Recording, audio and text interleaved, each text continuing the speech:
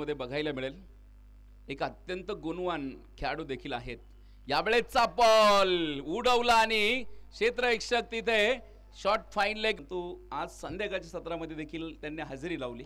यावेळेचा ball पिक केलाय समोरच्या बाजूने खिलाडी के मस्तक पे दस्तक चेंडू सरळ जातोय सीमारेष आलेला एक सडक पे कडक बेधडक चौकार मैदानाच्या आतमध्ये बघायला मिळतोय। शेवटच्या चेंडूवरती चौकार ठोकत मात्र इथे पुन्हा एकदा धावफलक पुढे नेण्याचा प्रयत्न आहे।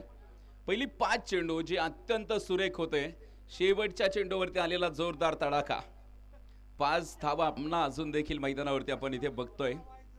यावेळेचा ball back to the bowler क्षेत्ररक्षक व्हॉट अ कॅच आणखीन एका विकेट गोलंदाजी तितकं जबरदस्त क्षेत्ररक्षण चांगले एफर्ट्स खेळाडूंचे बघायला मिळत आहेत। शेवटपर्यंत मैदानाच्या आतमध्ये बघायला मिळत आहेत।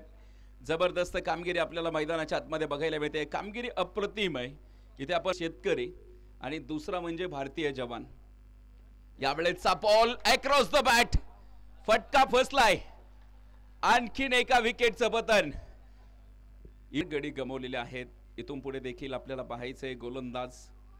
यावेळेचा बॉल फटका चांगला आहे फाईन लेग मध्ये डीप मध्ये क्षेत्ररक्षक कुठलाही नसेल 1 2 3 टप्पे घेत चेंडू सरळ सीमारेषेवरती धडकतोय।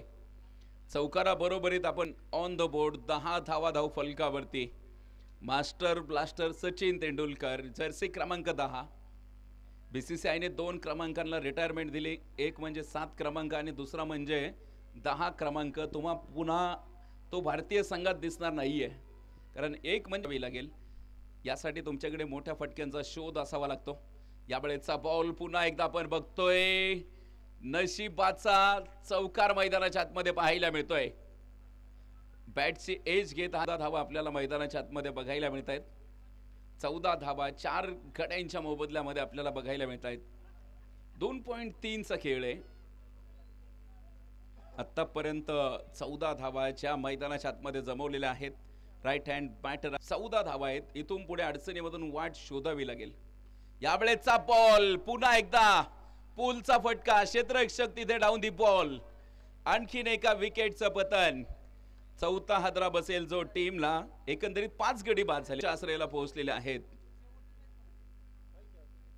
यानंतर देखील अजून एक मॅच जी शिल्लक आहे यानंतर ती मॅच देखील अतिशय रंगतदार आपल्याला बघायला मिळेल।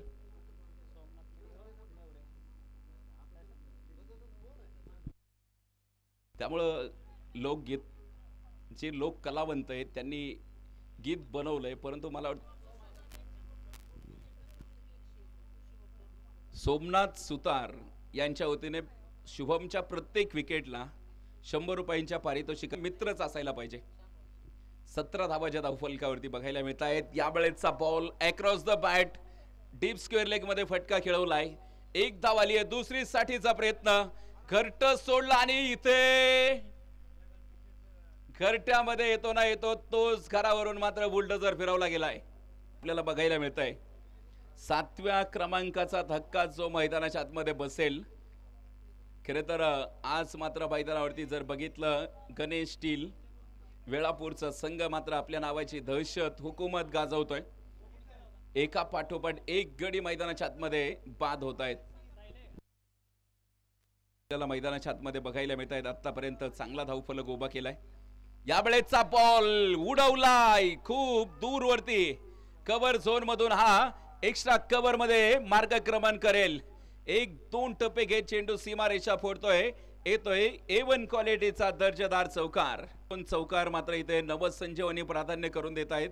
26 धावा आतापर्यंत जोडलेल्या आहेत। अजून देखील 2 चेंडूंचा खेळ मात्र शेष आहे। यानंतरची जी मॅच आहे सोमनाथ फैस 11 पिलीव बघायला मिळेल टीम। याही वेळेचा बॉल पुन्हा देखील सातत्याने चर्चेमध्ये आहे। यावेळेचा बॉल पूल केला आणि पॉवरफुल शक्ती प्रदर्शन इथे वेळापूरची टीम तुम्ही बघताय। यावेळेचा बॉल टायमिंगचा वापर आणि इथे चेंडू सरळ पाठवलाय 1 टप्पा घेत सीमारेषेच्या बाहेर काऊ कॉर्नर रिजन फोर दुहेरी अंकामध्ये धावफलक जाईल। 12 धावा आपल्याला इथे मैदानाच्या आतमध्ये बघायला मिळत आहेत। सुमित आईवळे जो माळशिरस तालुक्यातील सुपरस्टार खेळाडू आहे MTPL पर्वामध्ये एक चेंडू 6ची आवश्यकता सुपरस्टार खेळाडू आहे.